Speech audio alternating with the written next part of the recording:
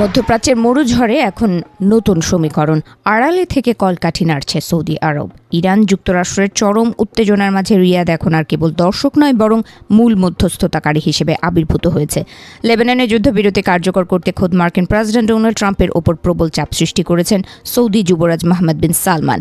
গত বুধবার হোয়াইট হাউসের ফোনের ওপাশে ছিলেন ট্রাম্প, আর এপাশে স্বয়ং MBS। ব্যক্তিগত এই আলাপচারিতায় যুবরাজ স্পষ্ট করে দিয়েছেন, যদি হরমুজ প্রণালী দিয়ে তেলের সরবরাহ স্বাভাবিক করতে হয়, তবে লেবাননের মাটিতে রক্তপাত আগে বন্ধ করতে হবে। এই একটি ফোন কলেই পাল্টে যায় দৃশ্যপট।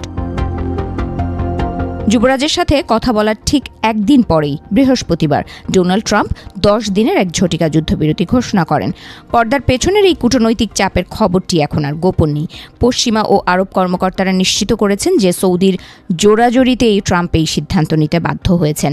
ইরান আগেই জানিয়েছিল, লেবাননে ইসরায়েলি হামলা বন্ধ না হলে যুক্তরাষ্ট্রের সাথে কোনো আলোচনায় বসবে না তারা। ইরানের এই কঠোর অবস্থানকে গুরুত্ব দিয়ে রিয়াদ বুঝতে পেরেছিল, লেবাননের শান্তিই হলো হরমুজ প্রণালীর চাবিকাঠি। তাই ওয়াশিংটনের সাথে তেহরানের সেতুবন্ধন তৈরিতে কোমর বেঁধে নেমেছে সৌদি প্রশাসন।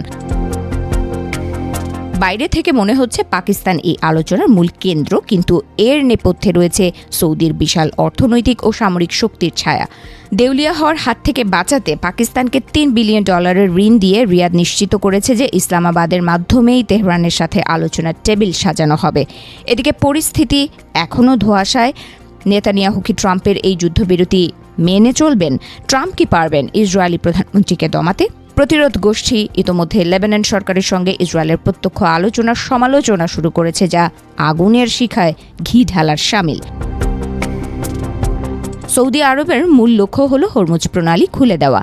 যদিও তারা বিকল্প পাইপলাইনের মাধ্যমে তেল রপ্তানি করছে, কিন্তু দীর্ঘমেয়াদী সংকটে বিশ্ব অর্থনীতিতে যে ধস নামবে তা রিয়াদ চায় না।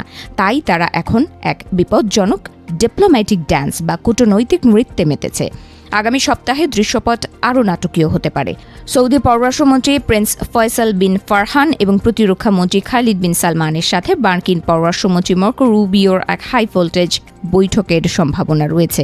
সেখানে হয়তো চূড়ান্ত হবে মধ্যপ্রাচ্য শান্তির পথে হাঁটবে নাকি আরও বড় ধ্বংসযজ্ঞের দিকে এগোবে।